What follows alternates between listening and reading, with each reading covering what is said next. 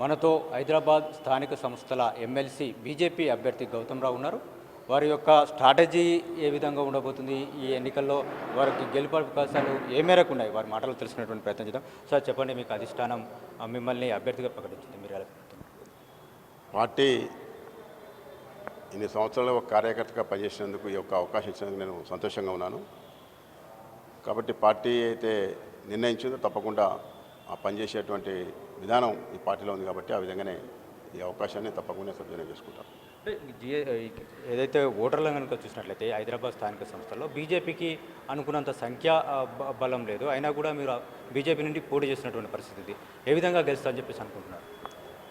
ఈరోజు ముఖ్యంగా హైదరాబాద్లో ఎంఐఎం ఈ యొక్క పోటీలో ఉందని చెప్పి చర్చ జరుగుతూ ఉంది. కాబట్టి ఎంఐఎంని ఎట్టి పరిస్థితుల్లో అడ్డుకోవాలా, ఇక్కడ ఉన్నటువంటి హైదరాబాద్లో తెలంగాణ ప్రజలు ఎవరు కూడా ఈ యొక్క ఎంఐఎం వ్యతిరేకంగా ఉన్నప్పుడు ఆ పార్టీకి ఏదైతే సమర్థిస్తూ ఉన్నారో కొంతమంది దాన్ని భారతీయ జనతా పార్టీ వ్యతిరేకిస్తూ ఉంది.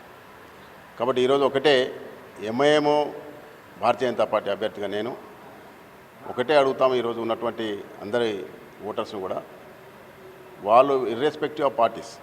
కాబట్టి ఈ యొక్క ఆగడాలు దురాఘాతాలు అడ్డుకోవడానికి భారతీయ జనతా పార్టీ అయితే ముందుకు వచ్చిందో ఎంఐఎం యొక్క ఆగడాలు అడ్డుకోవడానికి, దానికి మీరు సమర్థించాలా, మీ ఆత్మావలోకనం చేసుకొని ఓటేయాలని చెప్పి కూడా అడగబోతా ఉన్నాం.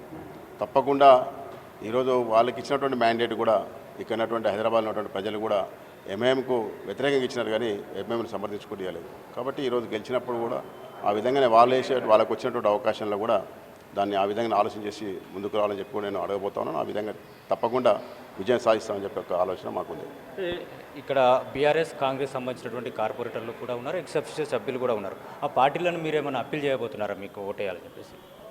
అంటే పార్టీలను కాకుండా ఇండివిజువల్గానే అందరినీ కూడా ఓటర్స్ అందరినీ కూడా అప్పీల్ చేయబోతాము. ఈరోజు ఎంఐఎంను అడ్డుకోవాలన్నప్పుడు భారతీయ జనతా పార్టీ సమర్థించాలా, ఆ విధంగానే మేము ఇండివిజువల్గా అందరినీ కూడా కలవబోతున్నాం.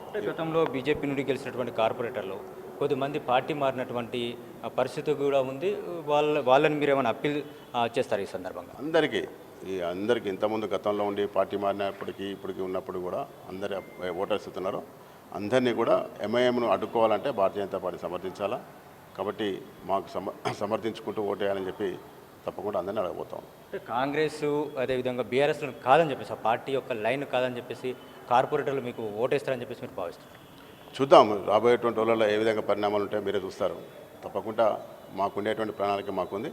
తప్పకుండా ఈ యొక్క ఎలక్షన్లో విజయం సాధిస్తాం. ఇది గౌతమ్ రావు గారు చెప్తున్నటువంటి విషయం. ఏదైతే పార్టీలకు అతీతంగా తమకు ఓటు వేయాలని చెప్పేసి వారు అప్పీల్ చేస్తున్నారు. ఎంఐఎంని ఎదిరించేందుకు బీజేపీ పోటీలో ఉన్నటువంటి నేపథ్యంలో ఇక్కడ ఉన్నటువంటి ఎవరైతే హైదరాబాద్ స్థానిక సంస్థల పరిధిలో ఉన్నటువంటి ఓటర్లు తనకు ఓటు వేసి గెలిపించాలనేటువంటి విజ్ఞప్తి చేస్తున్నటువంటి పరిస్థితి. కెమెరామెన్ నాగరాజుతో మహేష్, ఎన్టీవీ, హైదరాబాద్.